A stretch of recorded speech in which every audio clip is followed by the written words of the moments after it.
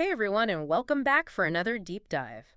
This time we're diving into Matt Ridley's The Rational Optimist. Okay. Have you heard of this I one? have, yeah. So this book really takes a fascinating look at human progress, Mm. and it makes a really strong case for optimism. Right. But like evidence-based optimism, Yeah. not just like, oh, I'm just going to be happy. Right. It's like, no, this is how we got to where we are and Yeah. why we should be optimistic about the future. So Ridley argues that progress, Yeah. it's not just about like individual brilliance, Yeah. you know?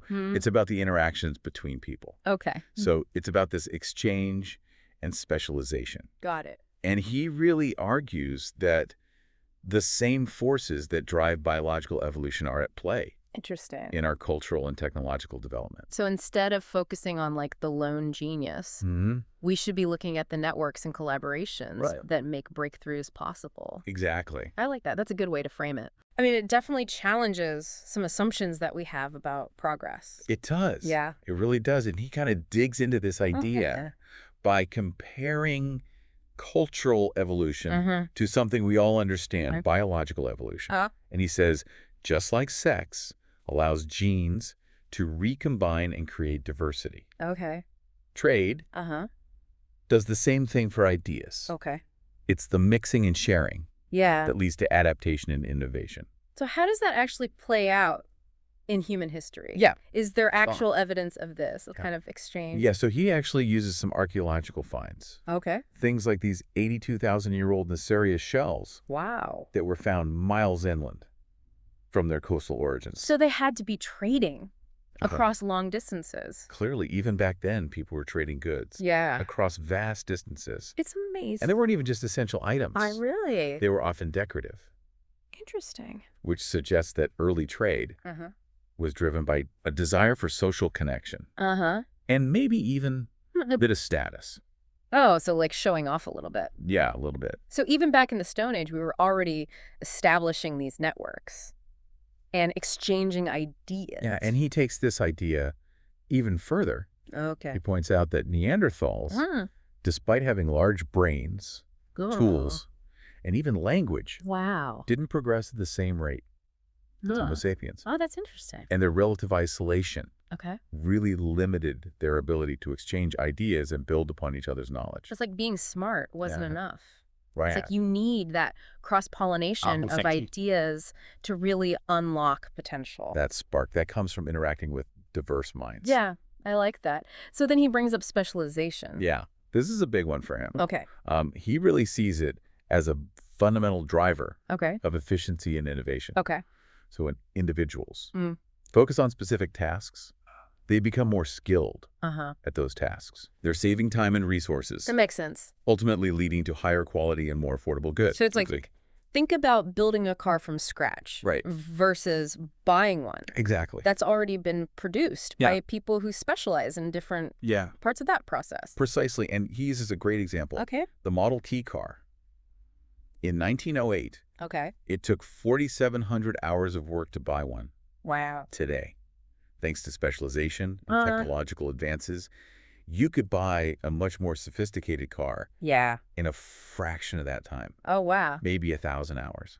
That's a huge difference. That's amazing. It really highlights how specialization, driven by exchange and collaboration, has really transformed our lives and made things more accessible for everybody. And that makes me think about like not just physical goods, but the vast amount of knowledge that we inherit from previous generations. It's like we're all tapping into this collective brain. Yeah. Right. This vast repository of information that spans centuries. And continents. Right. It's amazing. Yeah. And he argues that that collective brain is what allows us to solve complex problems. Exactly.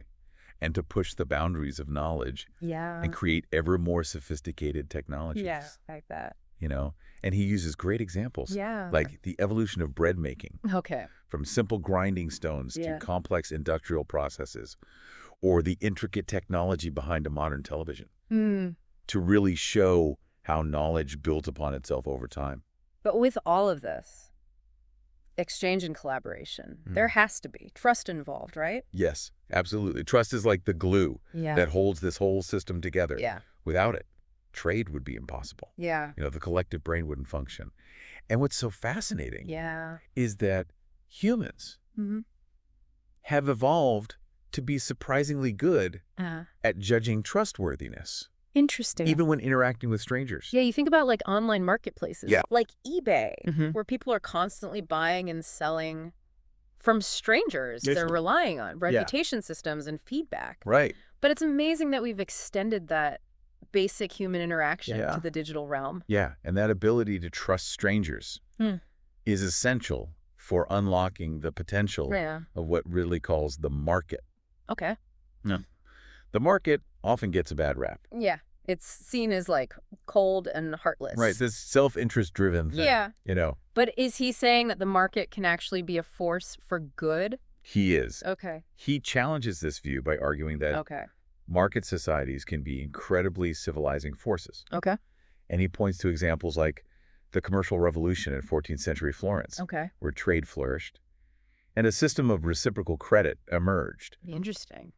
Business partners began extending greater levels of trust to each other, leading to what he calls a trust explosion. So it wasn't just about each individual maximizing their profit. It was about building these long-term relationships based on mutual benefit. Exactly. And this shared understanding that trust was essential for success. Absolutely. And this shift from feudal society to market-based economies often had a really profound impact on social norms. How so?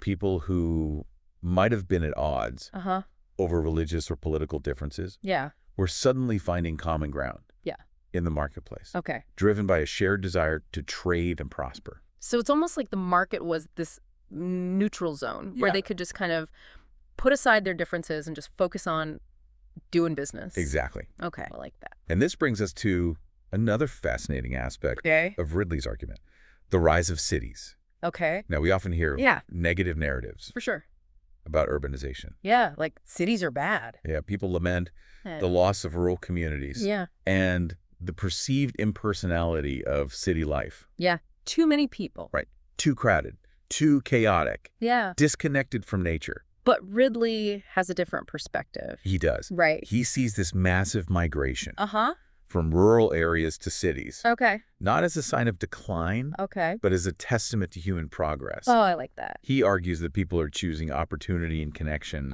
over subsistence living. They're drawn to the energy, the diversity, the possibilities that cities offer. Yeah. So it's not just about escaping poverty. Right. But it's about seeking out a richer, more stimulating environment, one that allows them to connect with like-minded individuals, to access new ideas and opportunities, to contribute their talents to a larger collective endeavor. Yeah, so cities become these melting pots of innovation and creativity. Exactly. They're where the collective brain is most concentrated, where ideas are constantly colliding and recombining, leading to breakthroughs that benefit us all. It makes you wonder if the concentration of minds in cities has actually accelerated. It probably has. The pace of progress in ways that we don't even fully understand. So I'm curious about where he goes with like overpopulation and resource scarcity. Yeah, that's a big one. Like, does his optimism extend to those kind of existential threats? You're anticipating the next part of our dive perfectly. Okay, Kat. We're going to be tackling those issues head on. Okay. And some common fears about the future in the next segment. All right, so stay tuned. We'll be right back. So before the break, we were talking about cities. Yeah, like these hubs of innovation and progress. Right. But I know a lot of people are thinking, but what about overpopulation? Yeah. What about resource scarcity? Right. Like, is he not acknowledging those very real concerns? Well, that's where the whole Malthusian trap thing comes in. All right, that we're all going to run out of food and space and just succumb to like famine and conflict. That's a pretty bleak outlook. Yeah. It seems to go against his whole argument. Yeah. You would think it's a direct challenge to his thesis. Yeah. But he doesn't shy away from it. Okay. He really tackles it head on. Okay. He acknowledges the challenges of population growth. Okay. But he also points to history as evidence of our ability to adapt and innovate. So we've overcome similar challenges in the past. Exactly. Okay. He reminds us of the Green Revolution. Yeah. Spearheaded by Norman Borlaug, which dramatically increased crop yields and averted widespread famine in the 20th century. Wow. And he also highlights these ongoing innovations in agriculture, Okay. from precision farming to genetic engineering, that continue to increase food production and feed a growing population. So it's not about denying the challenges, it's about recognizing the power of human ingenuity to find solutions. Believing in our ability to adapt and innovate and create a more sustainable future. Exactly. Okay. And this connects to a broader theme in his book, The Dangers of Pessimism. Okay. He argues that a pessimistic outlook can become a self-fulfilling prophecy. Right. If we believe that the future is bleak, we're less likely to invest in solutions, to take risks, to innovate. Right. Like whether you think you can or you think you can't, you're right. Exactly. Your mindset shapes your actions. Precisely. And Ridley argues that. A rationally optimistic outlook is not about ignoring the problems. Right. It's about approaching them with a problem-solving mindset, with a belief that we can find solutions. And he uses examples like the overblown fears of cancer epidemics and resource depletion to demonstrate how a positive outlook can lead to positive outcomes. So then he talks about Africa, which is a continent that's often portrayed as just like poverty-stricken. Plagued by poverty. And instability. What's his take on that? What makes him optimistic about Africa? So this is where his contrarian perspective really shines. He acknowledges the challenges facing Africa, but he refuses to buy into the narrative of hopelessness. Right. Instead, he highlights the factors that point to Africa's potential for growth. So what are those factors? What makes him so optimistic? Well, he sees a young, dynamic population, rising life expectancy, and the transformative power of technology, particularly mobile phones, as reasons for optimism. Interesting. He believes that these factors, combined with increasing access to education and healthcare, could unleash this wave of innovation and economic growth. So it's like a different perspective than we usually hear. It is. It's refreshing. So how does he address climate change? That's the big one. Because it's hard to be optimistic when you see melting glaciers and rising sea levels. That's the million-dollar question, isn't it? Yeah. And again, he doesn't shy away from it. He acknowledges the reality of climate change, but he cautions against succumbing to despair or embracing overly pessimistic narratives. So finding that balance between acknowledging the problem and having hope that we can find solutions. Exactly. Okay. He reminds us that humans have a remarkable track record of overcoming seemingly insurmountable challenges. We've done it before. We have. We've done it time and time again. You know, he points to the development of clean energy technologies. The increasing efficiency of renewable energy sources, the growing global movement toward sustainability as reasons for optimism. So focusing on our ability to adapt and create a more sustainable future. Exactly. Not just throwing our hands up. Right. It's about channeling our energy and ingenuity into finding solutions, not getting bogged down in despair. I like that. And it's not just about coming up with new ideas, right? It's about being willing to challenge the existing ones. Even the ones that seem like common sense. Especially the ones that seem like common sense. Wow. Because Ridley points out that some of the most transformative ideas in history were once considered radical or even heretical. Like what? Think about the idea that the Earth revolves around the sun. Or that all humans are created equal. Or that women should have the right to vote. These were revolutionary ideas that were met with so much resistance. People thought they were crazy. Totally. But they ultimately changed the course of history. So it's not enough to just come up with new ideas. We also need to be willing to... You have to challenge the status quo. To question assumptions. To be open to ideas that might seem strange or even threatening. So Ridley's point about dissent and nonconformity really comes into play here. It's so important. Because progress often depends on...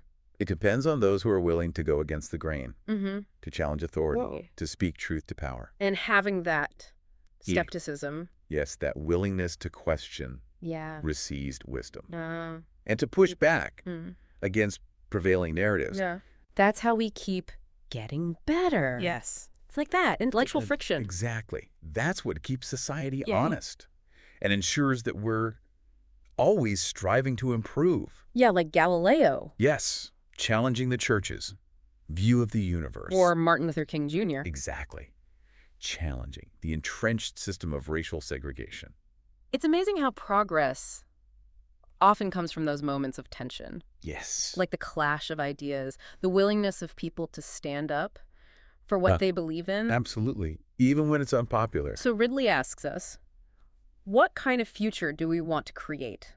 What kind of world do we want to leave for future generations? For our children and grandchildren. And he says, the answer to that question is in our hands. It is. Like it's up to us to decide what kind of legacy we want to leave. It's not just about predicting the future. It's about shaping it. It's about being intentional. Absolutely. So he's calling us to be more intentional. Yes, to think critically. To engage in constructive dialogue. To work together. To build a world that's more sustainable and more fulfilling for all. We're not just passive passengers on this journey. We're the architects, the builders, the shapers of the future. We are. And the choices that we make today will have a huge impact on future generations. So it's a call to action, an invitation to embrace rational optimism. To use our intelligence, our creativity, our compassion to build a future that's worthy of our potential. And I love how he ends by reminding us that we have the power to create that future. It's not preordained, it's a canvas